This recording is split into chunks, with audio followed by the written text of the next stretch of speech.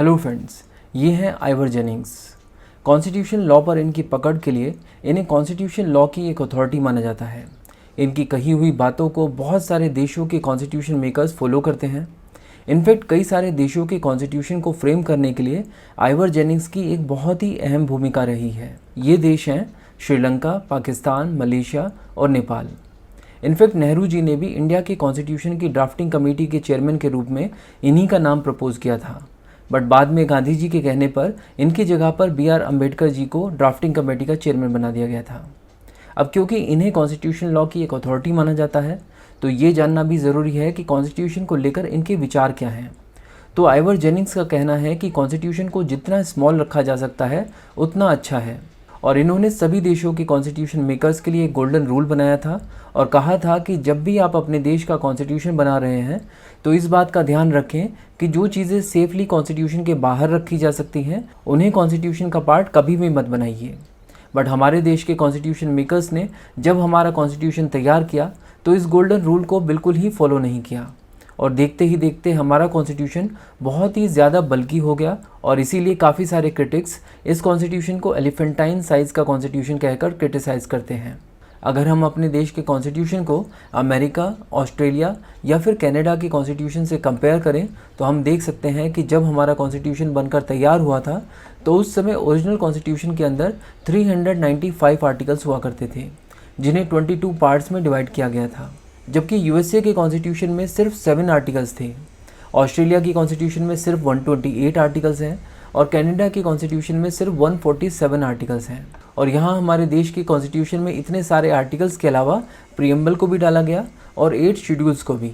दुनिया के किसी भी कॉन्स्टिट्यूशन में इतने सारे आर्टिकल्स और शेड्यूल नहीं हैं जितने कि इंडिया के कॉन्स्टिट्यूशन में हैं। तो अब क्वेश्चन ये है कि हमारे कॉन्स्टिट्यूशन में इतने सारे आर्टिकल्स क्यों है हमारे देश का कॉन्स्टिट्यूशन इतना ज़्यादा बल्कि? इसके 6 मुख्य कारण हैं। चलिए सबसे पहले कारण को देखते हैं। देखिए, एक ओल्ड सेइंग है कि जो समझदार इंसान होता है वो अपनी गलतियों से सीखता है, बट जो ज़्यादा समझदार इंसान होता है वो सिर्फ अपनी ही गलतियों से नहीं बल्कि दूसरों की गलतियों से भी सीखता है। और हमारे देश के कॉन्स्टिट्यूशन मेकर्स सेकेंड कैटेगरी को बिलोंग करते थे। इन्होंने दुनिया के सभी मेजर कॉन्स्टिट्यूशंस की वर्किंग को एनालाइज किया, खासकर Britain, Ireland, USA, Canada, USSR, Australia, France, Japan, south Africa और जर्मनी। इन्होंने देखा कि जब इन देशों के कॉन्स्टिट्यूशंस को बनाया गया तो उस समय किन बातों का ख्याल रखा गया था। इसके बाद जब ये कॉन्स्टिट्यूशन लागू हुए तो किस तरह की दिक्कतें आई। इन सब चीज़ों को एनालाइज करने के बाद इन्होंने जो एक्सपीरियंस गेन किया उसको इन्होंने हमारे कॉन्स्टिट्यूशन में पूरी तरह से उलेट दिया, और इसके कारण हमारा कॉन्स्टिट्यूशन थोड़ा बल्कि हो गया। इसके अलावा दूसरा रीज़न जिसकी वजह से हमारा कॉन्स्टिट्यूशन बल्कि हुआ वो ये है कि हमारे कॉन्स्टिट्यूशन में सेंटर और स्टेट के कॉन्स्टिट्यूशन को भी एक साथ इंक्लूड कर दिया गया है।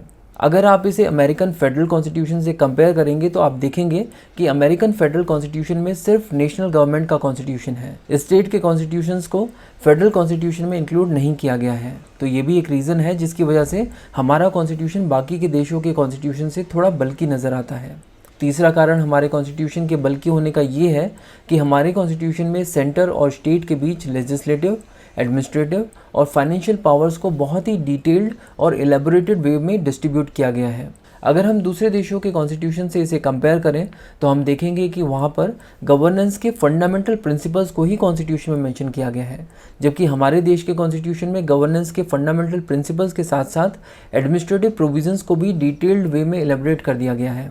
इनफैक्ट हमारे कॉन्स्टिट्यूशन में वो मैटर्स भी इंक्लूड कर दिए गए हैं जिन्हें ऑर्डिनरी लेजिस्लेशन या पॉलिटिकल कन्वेंशन के लिए छोड़ा जा सकता था। तो ये था तीसरा कारण जिसकी वजह से हमारा कॉन्स्टिट्यूशन और ज़्यादा बल्कि हो गया है। चौथा कारण ये है कि हमारी कंट्री एक बहुत ही वास्ट कंट्री है और यहाँ पर ऐसी कई सारी पेक्यूलियर प्रॉब्लम है जिनको कॉन्स्टिट्यूशन में केटर किया जाना ज़रूरी था, और इसीलिए शेड्यूल्ड कास्ट, शेड्यूल्ड ट्राइब्स और अदर बैकवर्ड क्लासेस के लिए अलग से एक पार्ट को ऐड किया गया है, पार्ट 16। ऑफिशियल लैंग्वेजेस के लिए पार्ट 17 को ऐड किया गया है और इमरजेंसी प्रोविजंस के लिए पार्ट 18 को ऐड किया गया है, जिसकी वजह से हमारा कॉन्स्टिट्यूशन और ज़्यादा बल्कि हो गया है।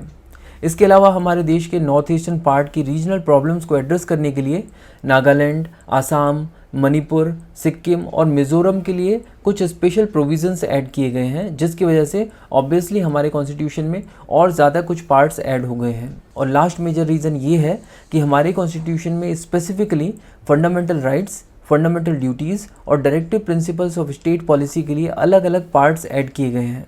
ऐसा बाकी सभी देशों के कॉन्स्टिट्यूशन में नहीं है। तो ये वो रीजंस हैं जिसकी वजह से हमारा कॉन्स्टिट्यूशन बाकी देशों से ज़्यादा बल्कि हो जाता है।